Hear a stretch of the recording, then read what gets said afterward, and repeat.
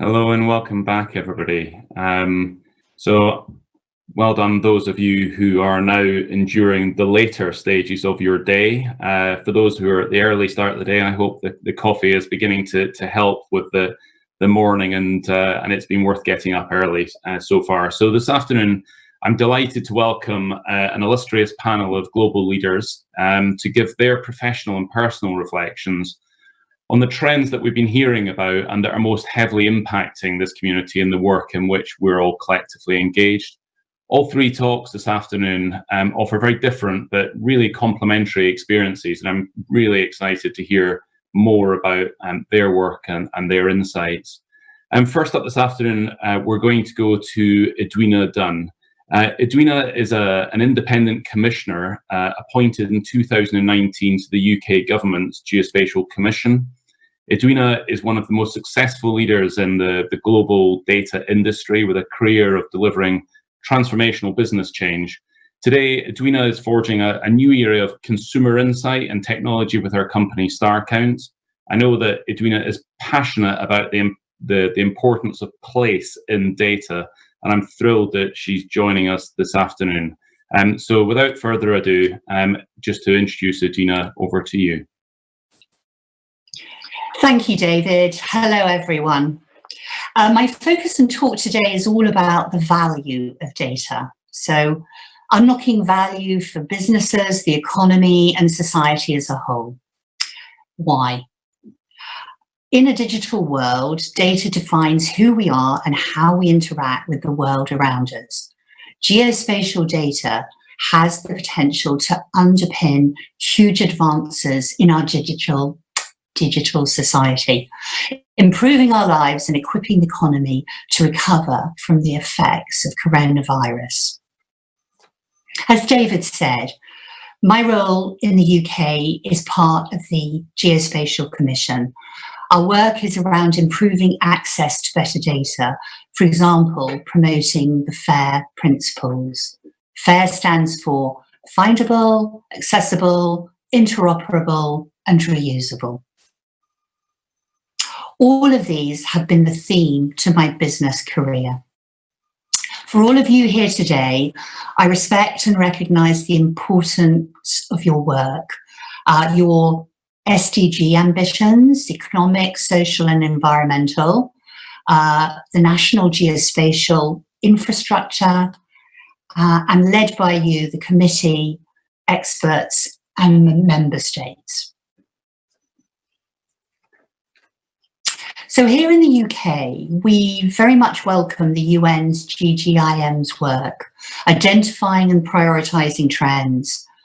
This data is vital for all nations when considering how to act in a rapidly changing landscape, like now. Our approach to achieving our geospatial vision is use and value driven. This is all about prioritising action in areas where there's evidence of greatest opportunity, iterative, adopting new ideas, learning through pilot projects and monitoring innovation. The whole system, so technology alone is not enough. The Commission needs to engage leadership, governance, policies, organisations, legal frameworks, and develop skills. And collaborative and open. Actions require collective effort, connecting data, people, and systems. We need to engage all nations and regions of the UK in public, private, and third sector. And we must learn from and work with other countries. So the challenge for the private and public sector alike is huge. Lockdown has created a change in mindsets, people's mindsets, which will have a massive impact, certainly on the commercial world, changing the consumer and market dynamics. This is a time when data and technology is even more critical. We need to help businesses and innovators unleash new energy, new skills, and new data. All about understanding the new consumer or citizen. Just before I expand, let me mention my other relevant government role. I'm also a non-exec director of the Centre for Data Ethics and Innovation, the CDI as we're often called. We explore the balance between unlocking innovation and economic value, whilst at the same time acting as a powerful and influential advisor on the ethics of data to government for policy making. We represent the consumer and the citizen. We help to voice their needs and concerns and those of business, and how these can be made real through innovation and technology, weighed against an individual's rights and privacy protection.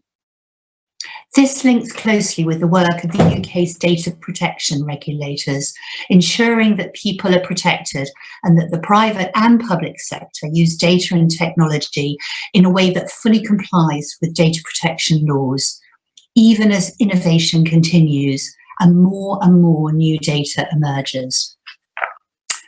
It's critical at this time when economic recovery is needed, and needed fast, that organisations know what they can and cannot do, balancing new innovation and channels to market with protecting the rights of the individual.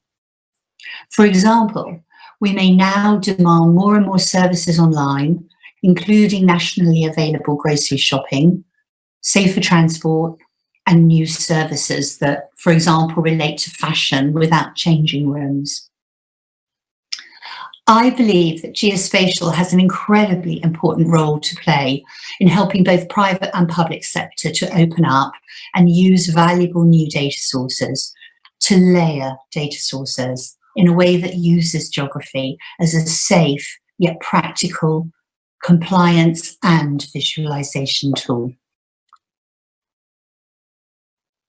But first, let me set the scene and then talk about the future, what I see coming.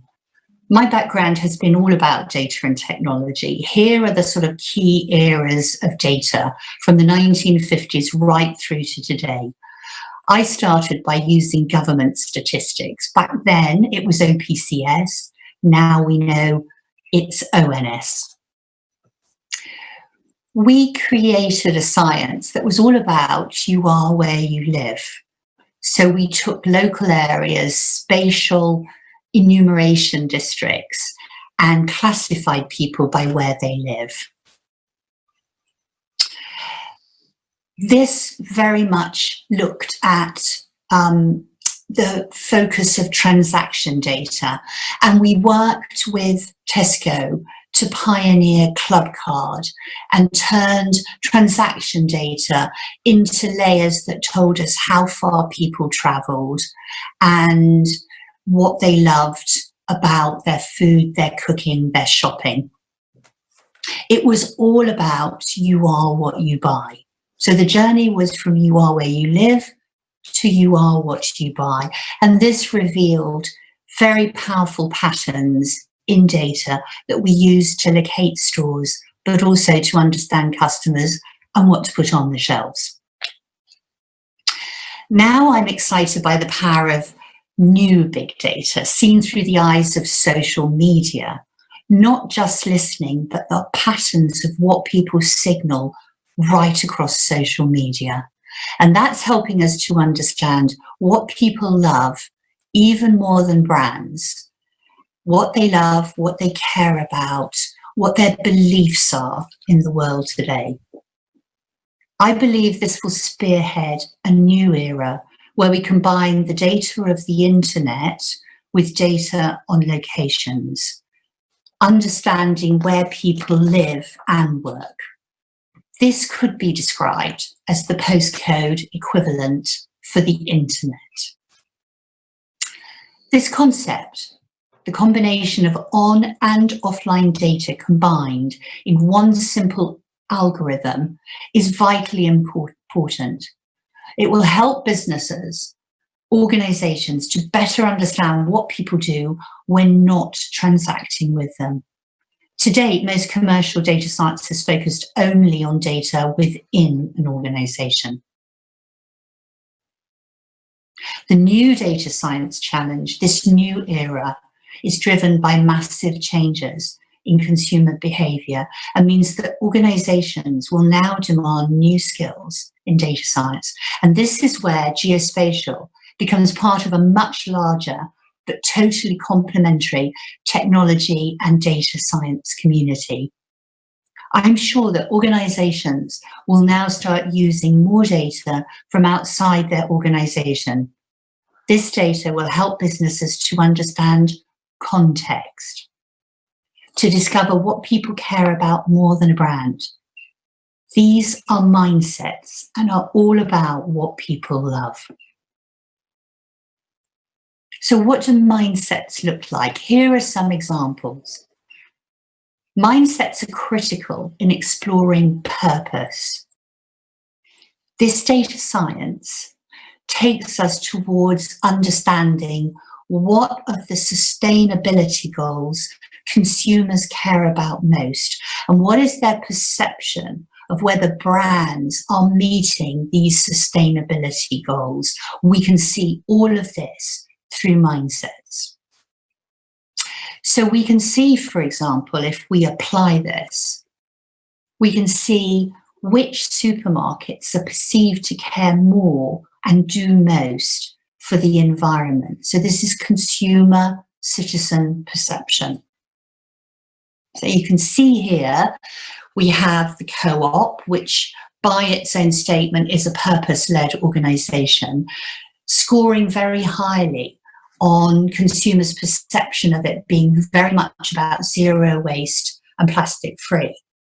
Less so the other supermarkets. We can see Sainsbury's and M&S is more about zero waste, as is Waitrose, whereas the Co-op is about zero waste and plastic free. So this becomes a new way for retailers to navigate and understand consumer perception.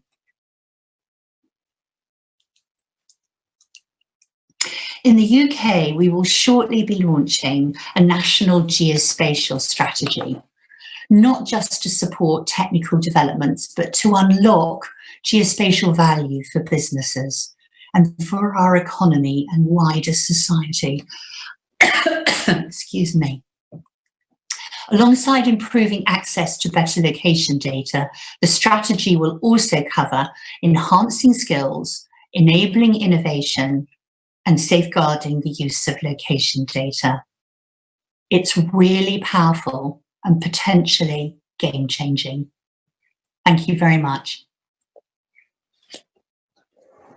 Edwina, thank you so much for sharing those thoughts. And I think it's really interesting for us as a community to hear your insights into perhaps the more commercial data environment where you've been working really closely to understand consumer behavior.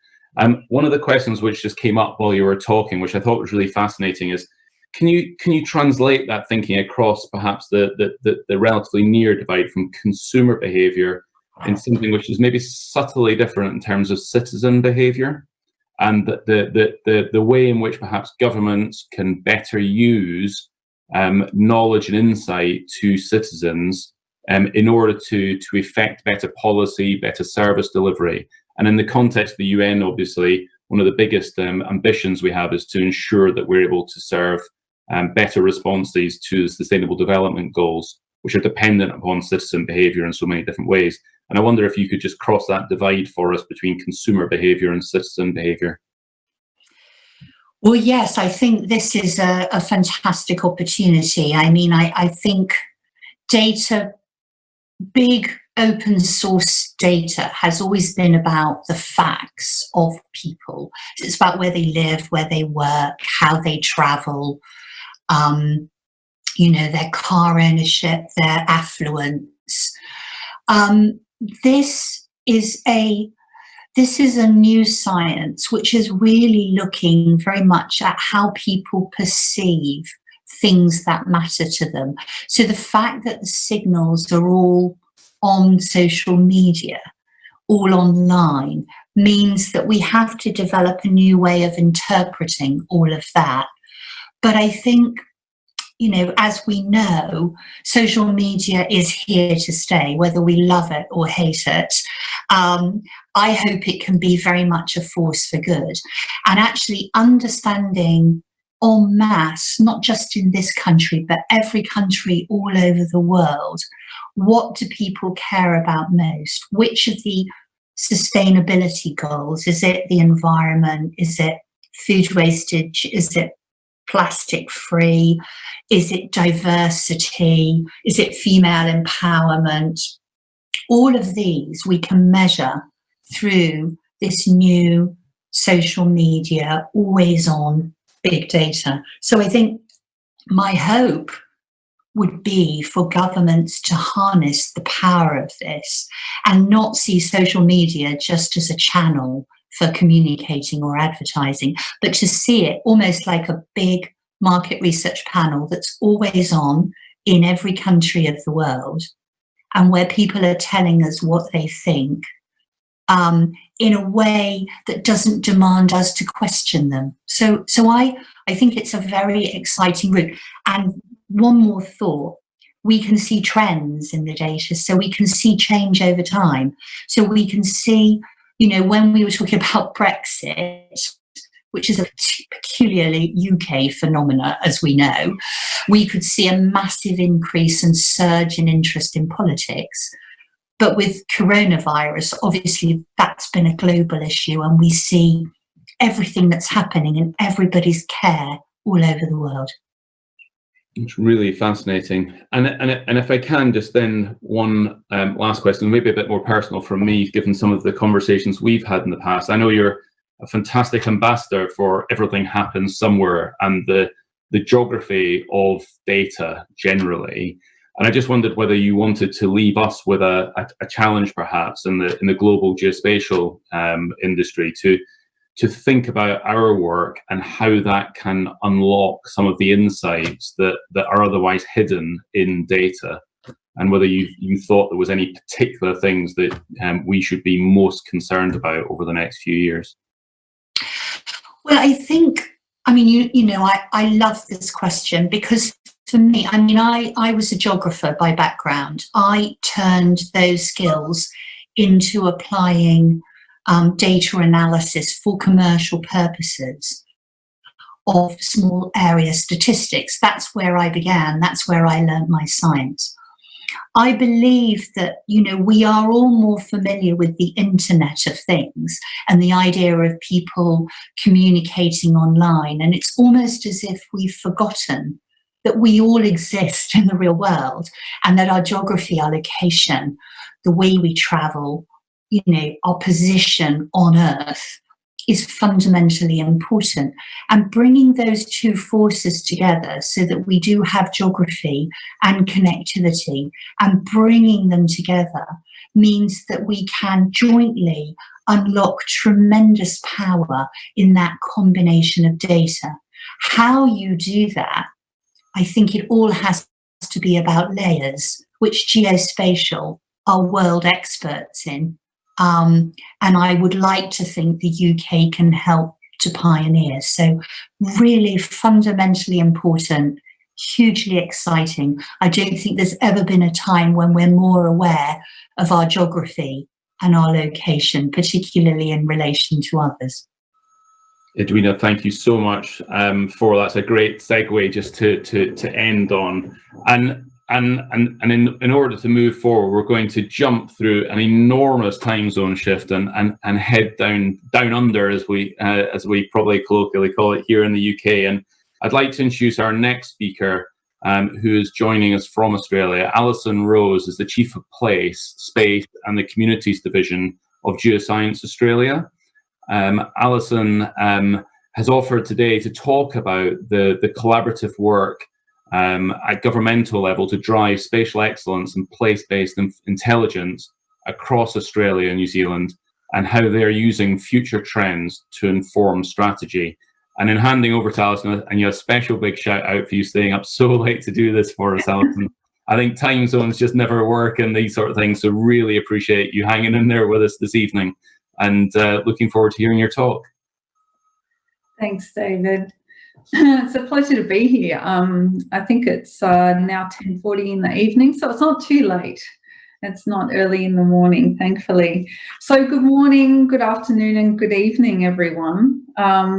My name's Alison Rose. I am the Chief of Place, Space and Communities Division with Geoscience Australia. But I also have another role, and that is as the ANZLIC Commonwealth Representative. So ANZLIC is the Australia and New Zealand Land Information Council, and I look forward to sharing with you today how some future drivers and trends have informed the strategy for ANZLIC. Before I do, though, I'd like to do an acknowledgement of country. So I acknowledge the Ngunnawal people, who are the traditional custodians of the land on which I meet with you. I would also like to pay my respect to the elders past, present and emerging, and extend that respect to any Aboriginal and Torres Strait Islander peoples who are with us joining today. So in terms of ANZLIC, I'll give you a little context in terms of who we are and what we do, and then maybe move into the future trends and the strategy itself. So ANZLIC, or the Australia and New Zealand Land Information Council, is also known as the Spatial Information Council. It's the peak intergovernmental group of senior officials who provide leadership on all aspects of spatial service delivery and information. The group itself is small, so there are 10 members. They're all senior government officials from Australian and New Zealand governments. And it also importantly incorporates our state and territory governments as well. ANZLIC is really ably supported by a delivery arm and group called the Intergovernmental Committee on Surveying and Mapping. And they really do a lot of the hard work in terms of implementing the priority spatial data initiatives for ANZLIC.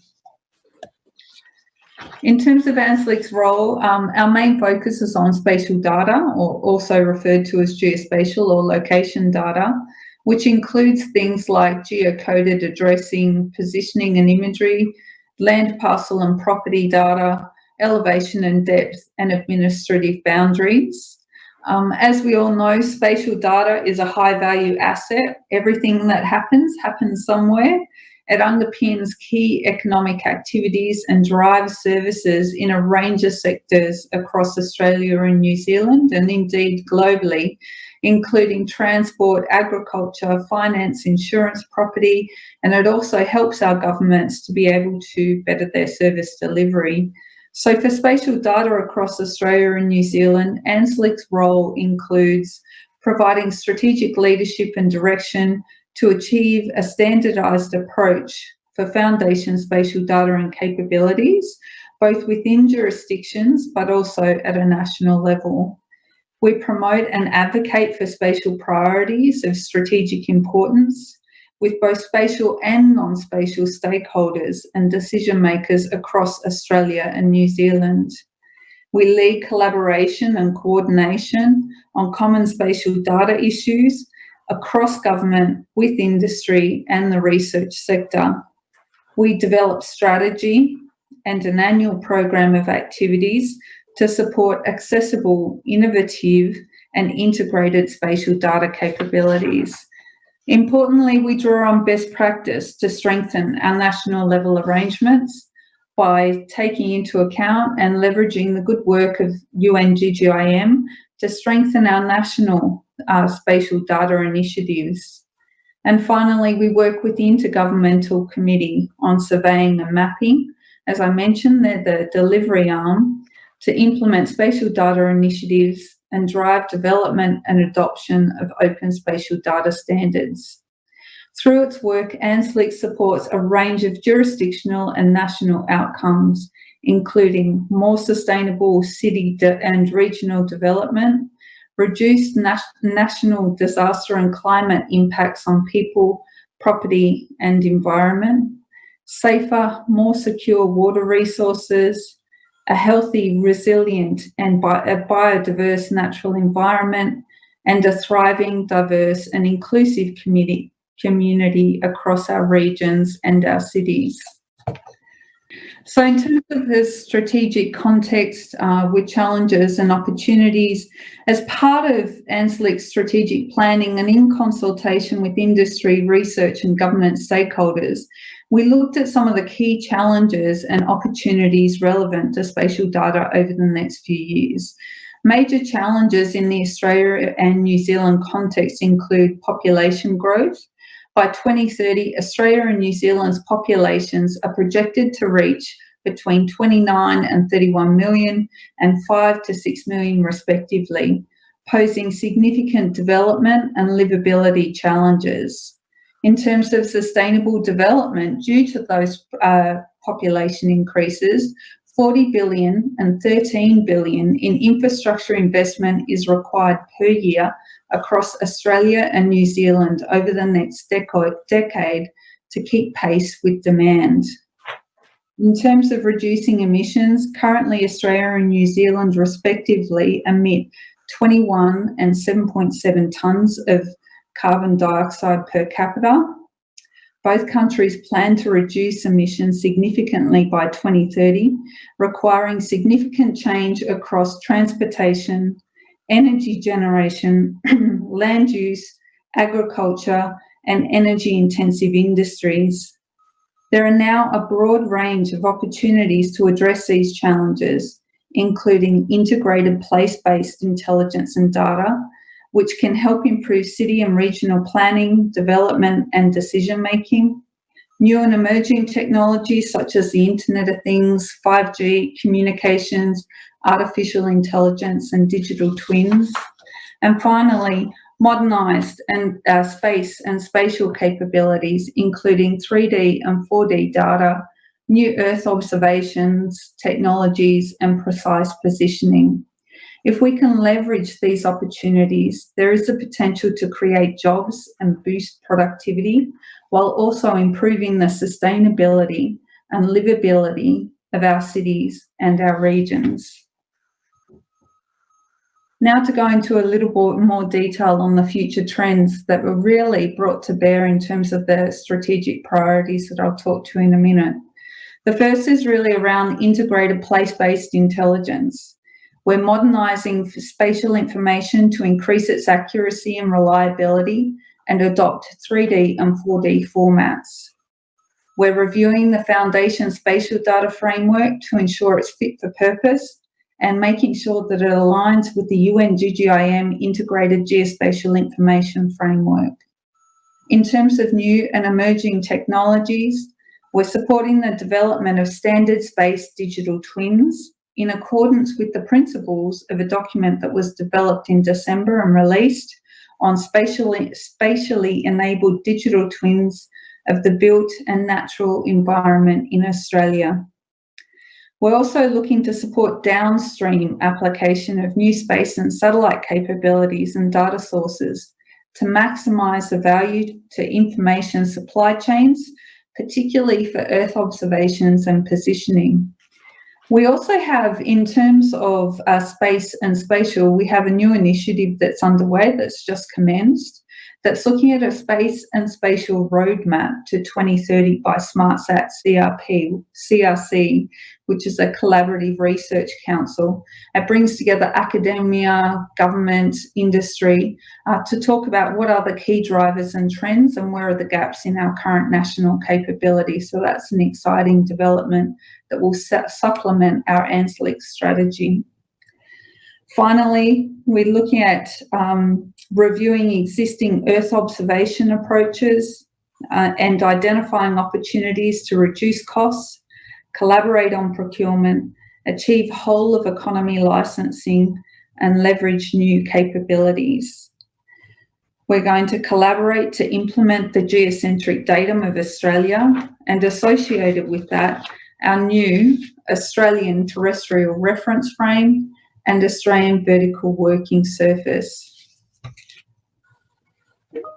In response to the changing context for spatial data in Australia and New Zealand, ANZLIC commenced work in 2019 to refresh our strategic plan 2020 to 24 to take into account all of these key drivers, but also the trends that I spoke about just before. The key steps we took to inform the strategic plan included strategic level discussions at ANZLIC meetings and with ICSM to discuss future priorities and how we can best align ourselves to deliver on those priorities. We hosted a stakeholder strategy workshop in October in 2019 with industry, research and government stakeholders to discuss emerging trends and challenges and to identify opportunities for collaboration. And finally, the development of ANZLIC's strategic plan and the underlying roadmap of key spatial data initiatives was developed to deliver on ANZLIC's strategic priorities. In terms of key insights on priorities from stakeholder consultation, you can see them listed on the slide. During the consultation, to inform the strategic plan, ANZLIC heard from representatives, as I mentioned, across industry, research and government sectors. This included peak bodies for the architecture, engineering and construction sectors, space-related entities, and data and geospatial specialists.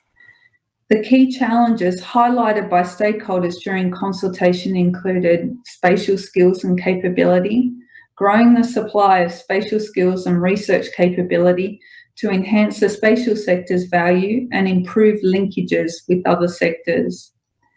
There's also the increasing use of open spatial data standards, particularly to support creation of accurate 3D and 4D foundation spatial data. In terms of space and satellite capabilities, this is really around harnessing modernised space and satellite capabilities, which can provide new sources and types of spatial information. These capabilities also present a challenge to leverage them effectively for specific downstream applications, such as autonomous vehicles, precision agriculture, and improved environmental management and compliance. The fourth key challenge was around the public data landscape, responding to a changing public data landscape around data sharing, privacy and security, which we've heard from other presenters today, as well as increasing demand for government to use data to improve policy and service delivery. And finally, it's really around collaboration and engagement, increasing the spatial sector's collaboration and engagement across a broader range of industry, research and government stakeholders to promote spatial data's value and the benefits of integrating it with other data. ANZLIC, in light of these priorities and the consultation and some of the challenges we faced, ANZLIC's strategic plan sets out 5 main focus areas for 2020 to 24. These include modernising foundation spatial information and data, which involves upgrading spatial data to 3D and 4D formats, improving spatial data collection and supply across the full data lifecycle, and driving development and adoption of open spatial data standards in line with international standards. We're looking to engagement and collaboration, which focuses on collaborating with stakeholders to co-design and implement initiatives, communicating and advocating for ANZLIC's priorities with key sectors and forums, such as the Australian Data and Digital Council, and working with the spatial industry to implement the 2026 Spatial Industry Transformation and Growth Agenda. The third is really around creating insights and influencing decision-making, which includes working with stakeholders to understand end user spatial data needs and opportunities, and promoting the value of spatial data for improved government decision-making and place-based policy. Spatial capabilities for the future is the fourth key pillar, which includes promoting diversity and inclusion in the spatial sector to drive improved capability, and working with industry bodies to improve spatial skills and capability across Australia and New Zealand. And finally, we look at future-proofing R&D and technology, which includes supporting new approaches to collecting and using spatial data fostering adoption of emerging technologies such as AI, machine learning and digital twins, and supporting and advocating for spatial research and development activities. We have 10 key initiatives to deliver ANZLIC strategic priorities 2020 to 24. The first is about modernising ANZLIC's foundation spatial data framework. So we're reviewing the FSDF to make sure it's fit for purpose and that it can effectively support modernised 3D and 4D spatial data. For digital twins and smart cities, we're supporting development of standards-based digital twins in accordance with ANZLIC's priorities.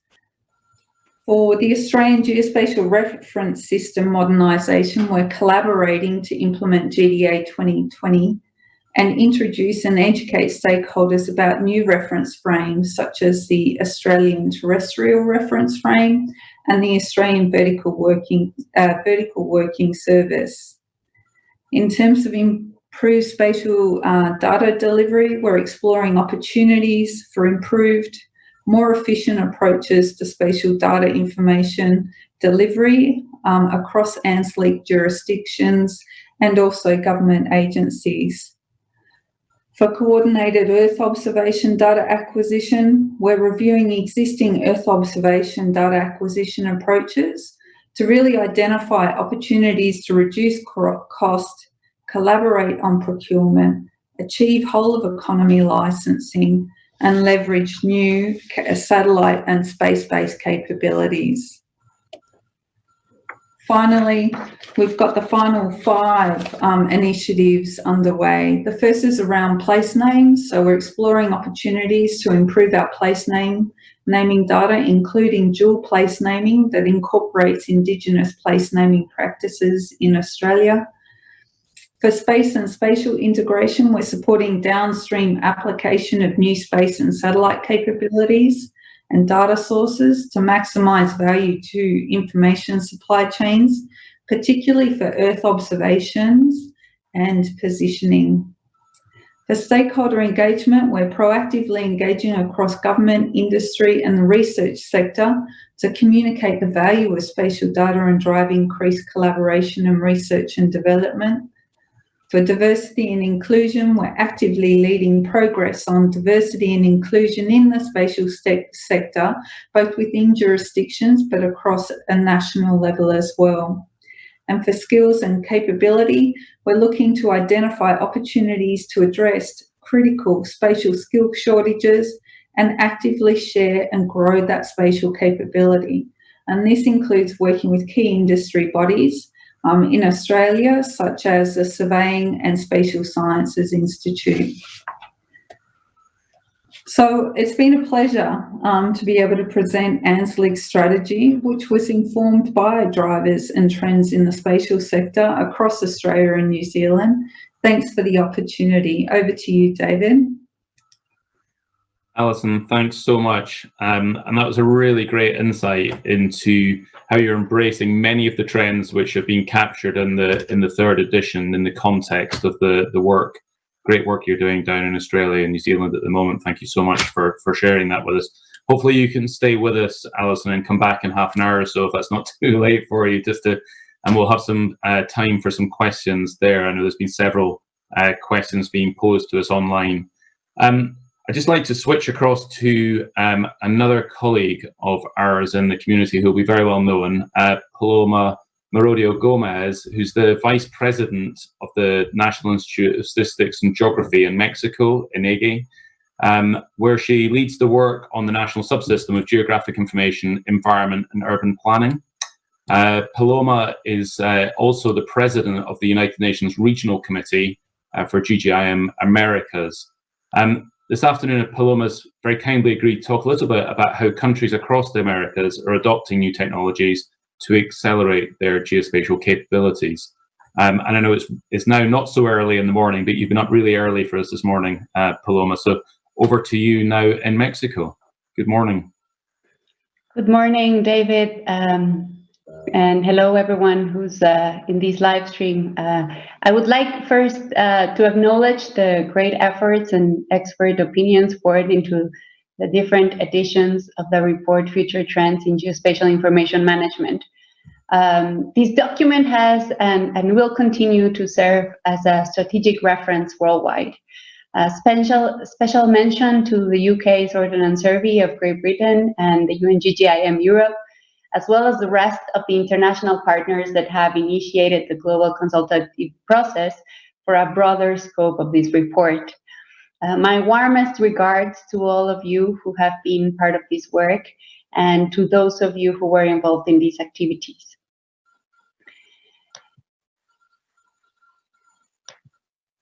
This document shares and describes in great detail the route that we are in today and into the upcoming years. The pathway ahead of us has been clearly set. However, each of the 5 drivers represents different levels of challenges and opportunities for different regions, and on this note, it is important that we perform an evaluation to find our strengths and weaknesses with regards to each of these drivers. Addressing a regional perspective in this evaluation is key to know where we stand and how we can advance towards our goals. So, how can we get there?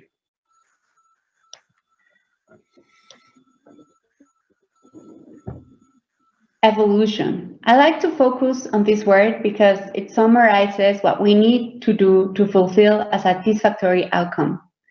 The road from a simple to a better state is often the road to a more complex state, which requires work. This is easily applied to facing the future trends in geospatial data management.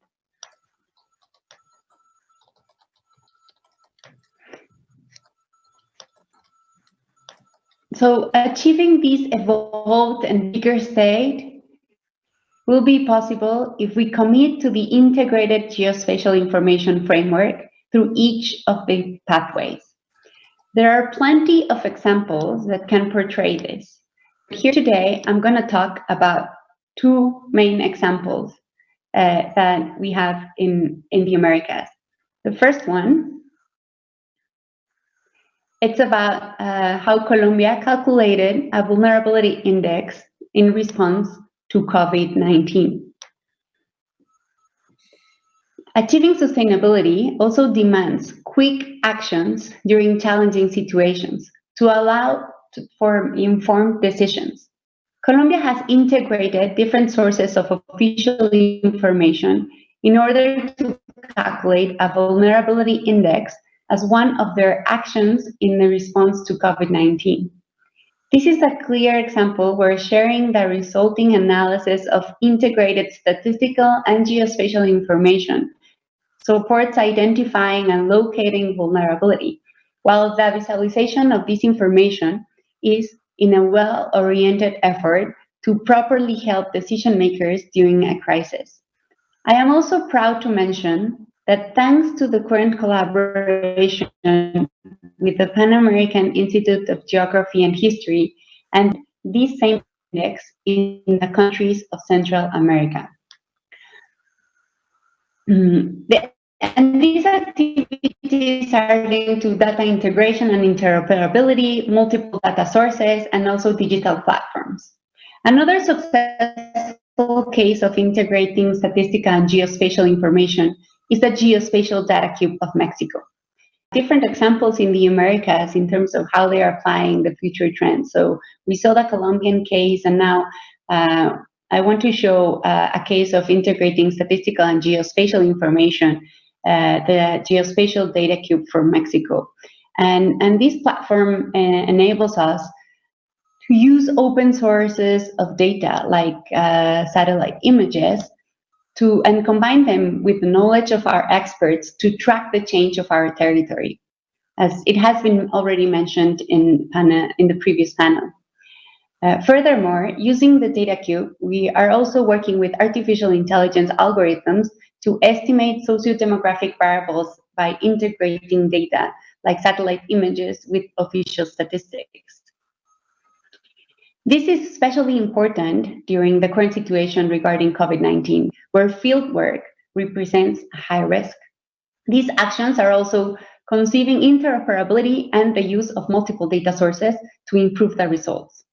For us, it is then clear that the response to COVID-19 emergency has presented an opportunity for national statistical offices and national mapping agencies to look into alternative methodologies and data sources to fulfill our mandate to generate timely information.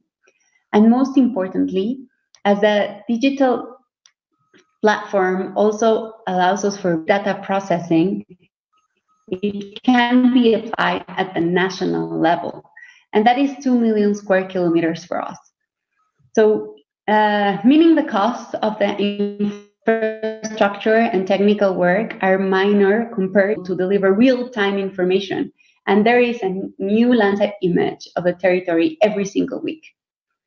These two videos have shown examples of the use of DataCube to address important concerns such as natural resources, as well as population and urban growth, addressing national and international commitments like the Sustainable Development Goals or the new urban agenda. So this showcase activities linked to trends such as machine and deep learning, AI, data integration and interoperability, multiple data sources, big data processing, digital platforms, and real-time information. So there are big opportunities in the region in order to apply the future trends and to go to that bigger state where we wanna be. And how can we get there? So we believe that collaboration is always the key. In UN-GGIM Americas, although working regionally, we must not and do not leave out of our sight global interests. Our focus includes enabling institutions with the skills in geospatial information management that will allow bridging the geospatial digital divide. These are some of the projects that best display the engagements toward the future trends through capacity building. We have initiated an initiative in the Caribbean to strengthen geospatial information called CariGeo Initiative. I've already mentioned the Central America project to replicate the COVID-19 index from Colombia, and where we are working on integrating statistical and geospatial information. We have the MEGA project, which is an integrated map of the Americas. And recently, we started working with ANZLIC in environmental statistic projects. And one aspect in this last project is creating a basic set of recommendations in terms of how to use Earth observation data for environmental statistics. We have creating a basic set of recommendations, and these technology advantages are planned out and implemented for the sort of the tool of national statistical offices need. A tool that enables official institutions in skills required to best use of Earth observation in the production of information that supports decision making.